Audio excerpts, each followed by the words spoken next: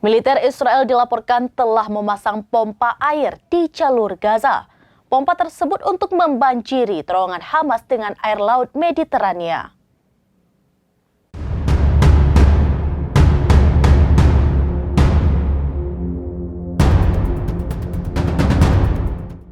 Militer Israel dilaporkan telah memasang pompa air di jalur Gaza. Pompa tersebut untuk membanjiri terowongan Hamas dengan air laut Mediterania. Demikian dilaporkan Wall Street Journal sebagaimana mengutip para pejabat Amerika Serikat. Laporan tersebut mengatakan bahwa pasukan pertahanan Israel telah memasang pompa air besar pada bulan lalu.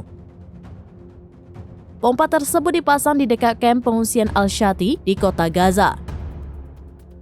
Strategi Israel memasang pompa air untuk membanjiri jaringan terowongan bawah tanah dalam waktu beberapa minggu.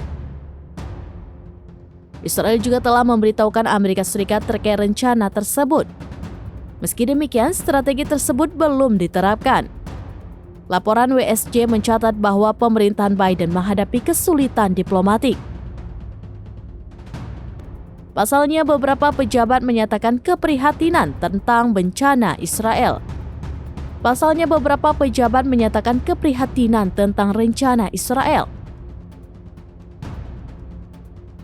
Di antara kekhawatiran terkait kerusakan pada akuifer dan tanah Gaza jika air laut dan zat berbahaya di terowongan merembes ke dalamnya.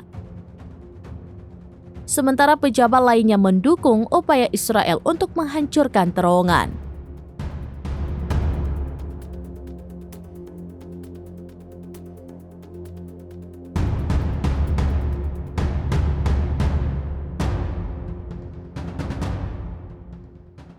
Download Tribun X sekarang, menghadirkan lokal menjadi Indonesia.